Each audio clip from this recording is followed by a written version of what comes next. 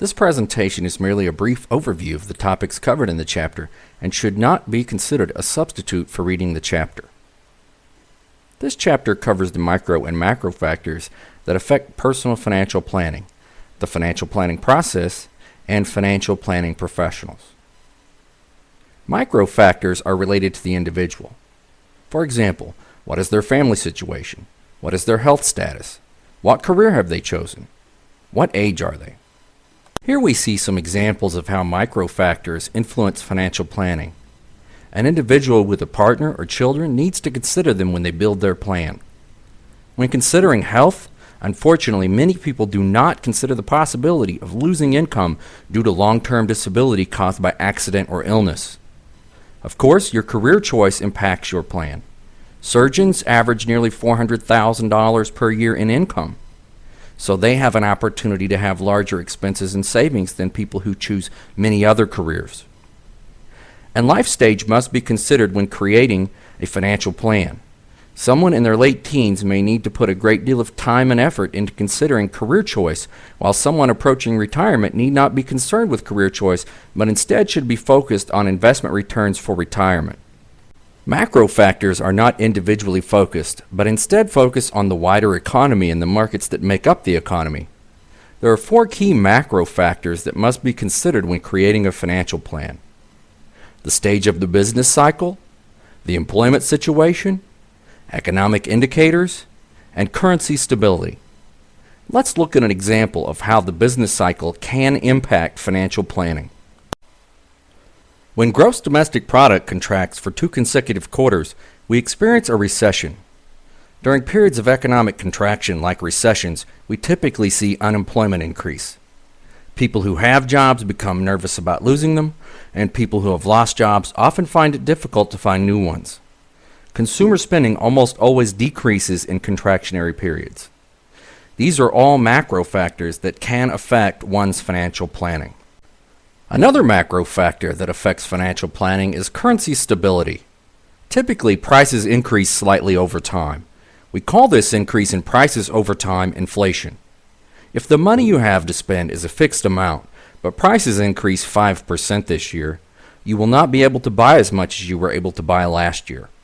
This can have a big impact on your financial planning. This chart shows annual inflation rates from 1970 through 2010. As you can see, for most of that time, inflation has been fairly mild, but it has been over 5% several years. The financial planning process has 5 steps.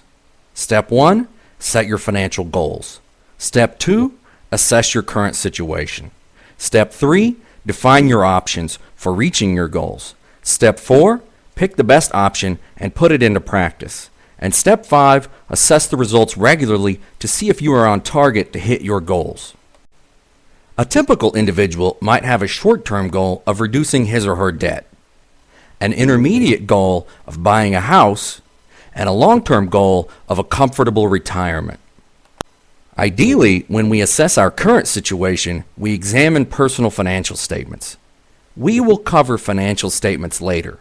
For now, we can informally examine our income, expenses, debt, and saving potential.